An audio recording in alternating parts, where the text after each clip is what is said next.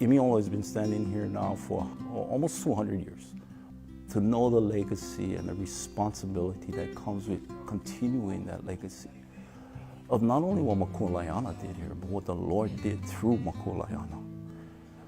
And it's incredible for me to now, I guess you could say,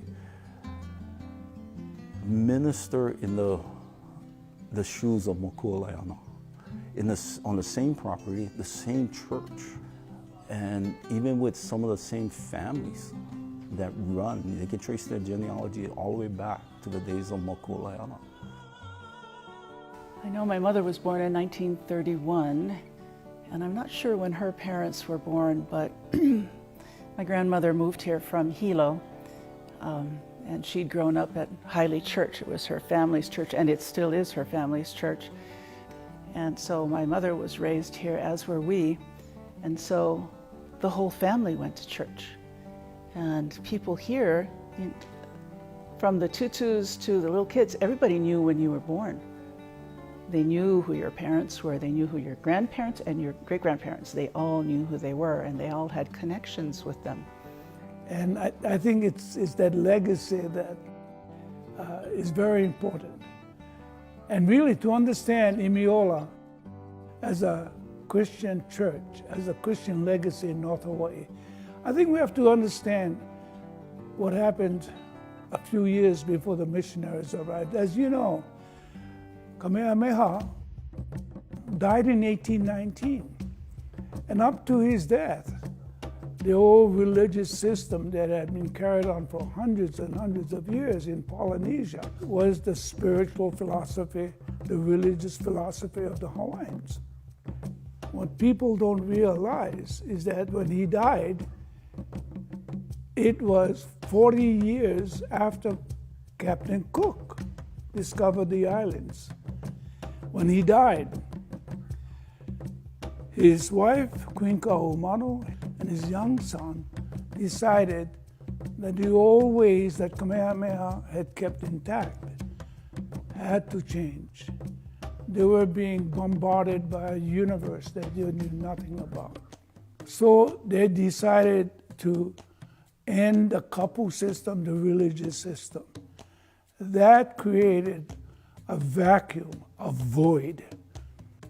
As Kahumanu became queen and began to realize the oppression of the kapu system, and then slowly, I believe again through the sovereignty of God, God used her to break it down and slowly diminish that.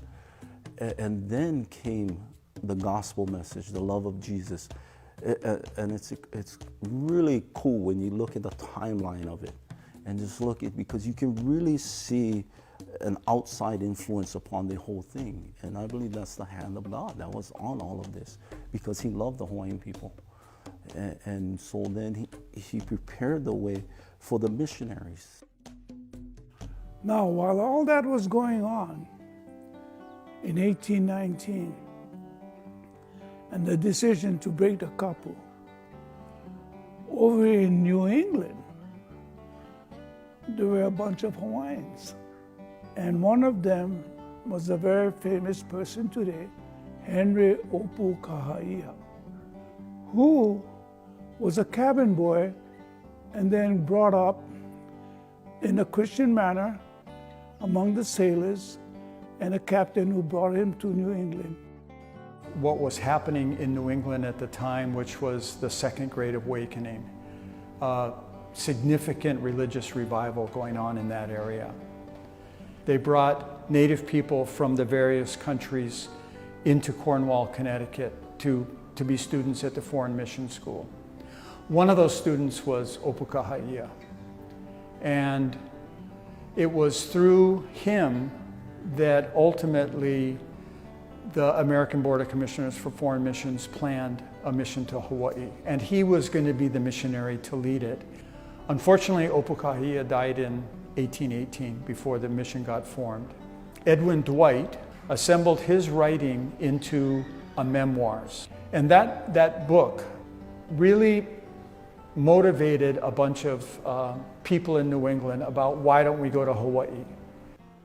Henry Opu Kahaia He was the one that proved, he was the one that demonstrated that Hawaiians can indeed become good Christians. And then there were others who were listening to him.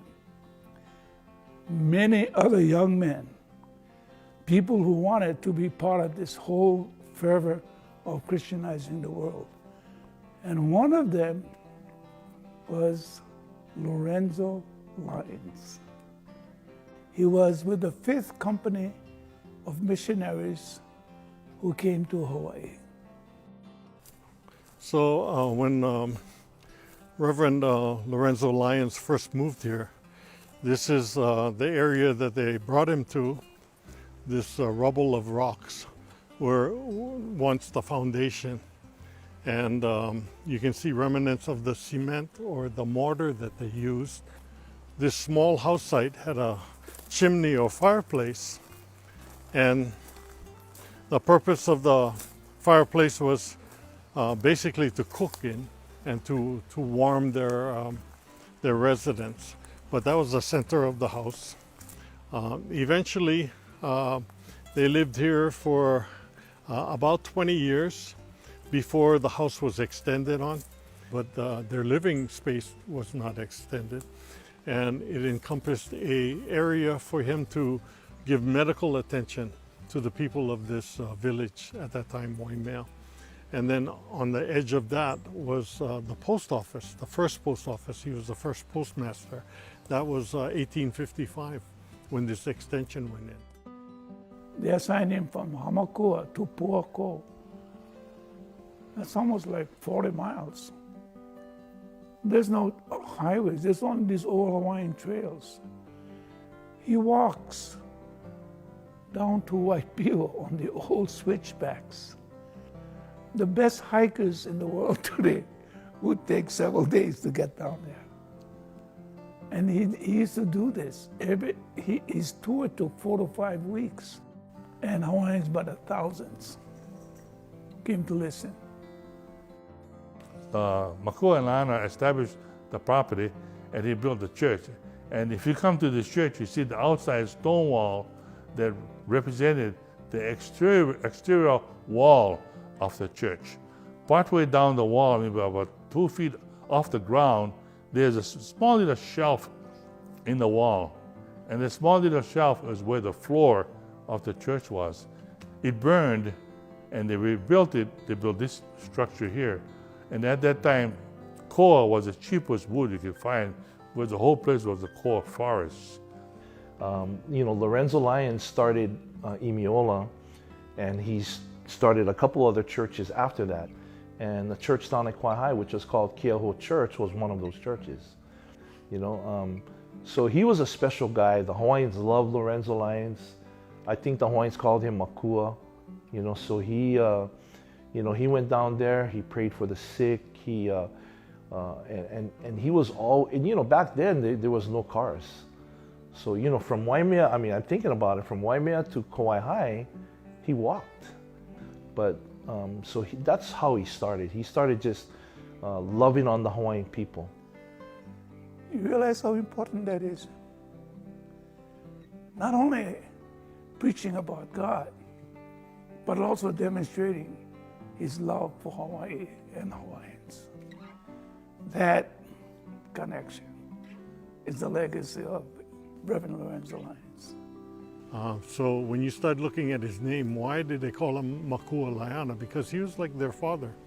He could speak the language, he could write the language, he was transferring all these hymns and everything into Hawaiian. And this is where he did it, right here, in this little space. The missionaries used hymns to teach, and missionaries wrote hymns to share their messages. Lorenzo Lyons was a significant part of that. And that's why, when he wrote what is almost like the Hawaiian national anthem, Hoe Aloha. E Hawaii, e ku'uhome, my dearest land. I don't know where I was born. Olie, Olie, rejoice, rejoice in this beautiful land that you have. Yeah. E aloha, e Hawaii. You know, the love of Hawaii. That was the man. If you look at all the verses of Hawaii Aloha, you can see his heart in that, what he felt for the land. He became part of this. He became a kekihokaina, you know, he became part of the land, part of the people. One of the best ministers you could find in the history of Hawaii. You know, I come here every Sunday. I feel Lorenzo Lyons. Still here. I feel the call of Obugaya. I feel the passion and dedication of that man. It's a wonderful place to worship. And on his tombstone, you'll see the words, the last words. Aloha Yaya. So beloved was Lorenzo Lyons. You know, this great man with such humble facilities, you know, could create ideas and feelings and thoughts and music that will last to eternity. What a place. What a man.